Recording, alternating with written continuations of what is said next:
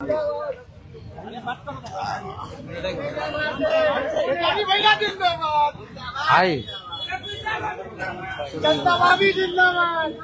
हाँ जी आप इधर आ जाइए, एक मिनट आ जाइए। चलिए सभी हमारे मीडिया के साथी, आप सब लोगों को जो है आनंद फानंद में बुलाया गया और बड़ी खुशी की बात है कि आज हम लोगों के बीच जाने माने बिहार नहीं बल्कि देश में लोग इनको पहचानते हैं, जानते हैं। बड़े कलाकार हैं और बड़े कलाकार होने के साथ साथ एक बड़े अच्छे इंसान हैं और समाज सेवी भी हैं। तो आज आप सब लोगों को हम बताते हैं, प्रदेश अध्यक्ष जी के नेतृत्व में, अब्दुल बारी सिद्दीकी साहब जी के नेतृत्व में, पाटलिपुत्रा सांसद मिशा जी भी यहाँ हैं, लालू जी राष्ट्रीय अध्यक्ष जी से इन्होंने आशीर्वाद लिया है और ये आज पार्टी जो है ज्वाइन कर रहे हैं और साथ में हम लोगों की भाभी भी यहाँ उपस्थित है, ये भी पार्टी की सदस्यता जो है ले रहे हैं। और बाकी हम चाहेंगे कि खेसारी जी जो है आप लोगों के समक्ष जो है अपनी बात को रखें। सबसे पहले तो आप सबको दिल से धन्यवाद और ढेर सारी शुभकामना, और भैया को और हमारी दीदी को, अध्यक्ष साहब, हमारे अब्दुल बारी सिद्दीकी चाचा जी, तो सबका प्यार और हमारे सबसे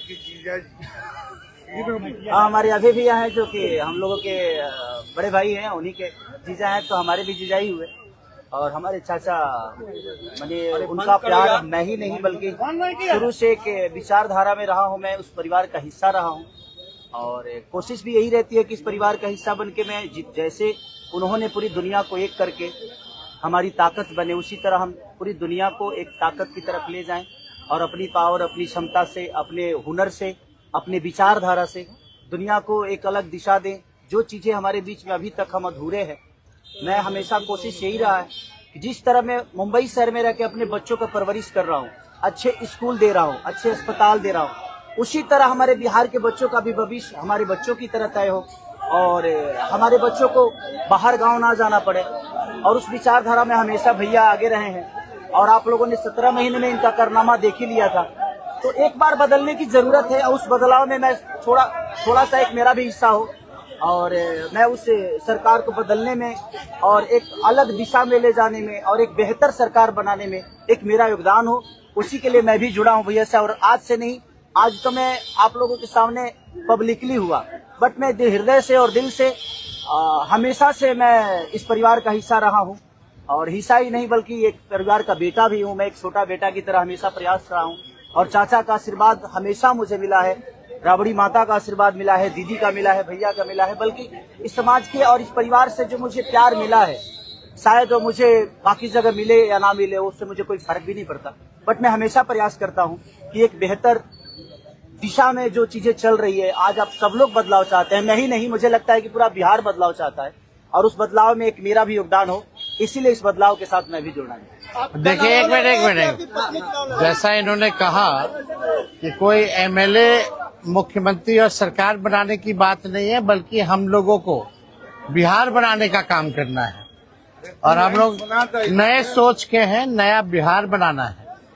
पढ़ाई, दवाई, कमाई, सिंचाई, सुनवाई और कार्रवाई वाली सरकार हो, एक ऐसा बिहार बनाए जो पलायन मुक्त हो, बेरोजगारी जो है जड़ से समाप्त हो, महंगाई गरीबी खत्म हो, कारखाने लगे, निवेश आए, उद्योग आए, शिक्षा चिकित्सा व्यवस्था जो है बेहतर हो। और मुझे बड़ी खुशी है कि हम सब लोग नौजवान मिलकर के, आप ये भी जानते होंगे, हम भी, हमारी तो लड़ाई रही है कि भाई बेरोजगारी को जड़ से समाप्त किया जाए।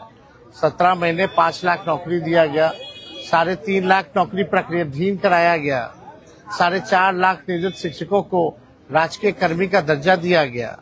अब मेरा, हम लोगों का एक सपना है कि बिहार से बेरोजगारी खत्म हो और हमने जैसा आप सब लोगों के सामने कहा है कि हमारा संकल्प है, हमारा प्रण है और हमने लोगों से वादा किया है और हमने पहले भी कहा है, तेजस्वी की उम्र कच्ची हो सकती है पर जुबान पक्की है।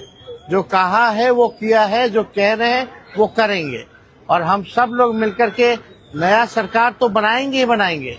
और 14 नवंबर के बाद से हम आपको बता दें कि 20 दिनों के अंदर एक कानून बनाया जाएगा और वो कानून ये होगा जो हमने पहले भी कहा था, जिस परिवार में सरकारी नौकरी नहीं है बिहार में, उस परिवार को एक सरकारी नौकरी हम लोग दिलाने का काम करेंगे। ये हम लोगों का संकल्प है और इसको सरकार बनते ही 20 महीने में जो है हम लोग जो है पूरा करने का काम करेंगे। तो कोई सवाल है तो पूछ सकते हैं। जी, कल आपने कहा कि अभी तक चुनाव लड़ने की बात नहीं हुई है, हमारी पत्नी नहीं बोली है। क्या हुआ कि एक दिन में पत्नी मान गई और फिर आज आप मीडिया के सामने आकर कह रहे हैं मना रहे थे? देखिए, जहाँ तक बात है, मैं पत्नी को जितना समझता हूँ उतना ही ये भी मुझे समझती है। इनको भी पता है कि ये मेरे साथ छठ तो मना लेती है, बट बिहार की बहुत ऐसी औरतें हैं जो अपने पति के साथ छठ तक नहीं मना पाती है, दिवाली तक नहीं मना पाती है, होली तक नहीं खेल पाती है। तो मैंने इनसे बोला कि बिहार बदलाव की तरफ जा रहा है। हम चाहते हैं कि हमारे यहाँ के माता बहन बेटी 24 घंटा अपने पति की सेवा करे और 24 घंटा अपने परिवार के साथ वो पति रहे, वो इंसान रहे। तो ये तभी संभव है जब हमारे यहाँ रोजगार होगा। तो उस बेरोजगारी को खत्म करने के लिए मैं आपको आगे करना चाहता हूँ। तब इन्होंने उस बात को समझा और उसके बाद हम लोग आए हैं और प्रयास है कि हर वो महिला, हर वो बेटी, हर वो बहन, हर वो भाई, हर वो बेटा अपने पिता के साथ रहे, हर वो बहन अपने पति के साथ रहे, हर वो भाभी अपने भाई के साथ रहे। तो मेरी ये प्रयास है कि आजीवन जिस तरह बाकी शहरों में लोग अपने पति पत्नी के साथ, अपने परिवार के साथ, अपने माँ बाप के साथ रह के और खुशियों के त्योहार में रहते हैं, उसी तरह हमारा बिहार भी कोई जाए ना, गुजरात के लोग यहाँ आकर काम करे, कलकत्ता के लोग यहाँ आकर काम करे, दिल्ली के लोग यहाँ आकर रोजगार करे। हम यही चाहते हैं और इस संवाद के साथ आप सबको भेज। चुनाव आप लड़िएगा या पत्नी लड़ेगी? चुनाव आप लड़िएगा या पत्नी लड़ेंगी आपकी? ये लड़े चाहे मैं लड़े, अर्धांगिनी है ना, एक ही बात है। देखिए, जीवन में पति पत्नी का जो प्रेम होता है ना, वो दुनिया में उससे बड़ा प्रेम नहीं है। माँ बाप के बाद अगर कोई संभालता है किसी बच्चे को, वो आपकी अर्धांगिनी ही होती है। तो मैं लड़ूं या ये लड़े, बात एक ही है। आरजेडी आपने क्यों चुना? आरजेडी बता तो दिए सर, एक ही चीज में क्या बदलाव होता है वही मैं रुकता हूँ, वही रहता हूँ। अब शहर में, हर जिला में जाऊंगा मैं। अब हर जिला चलिए, सदस्यता जो है ज्वाइन करा, चलिए आइए।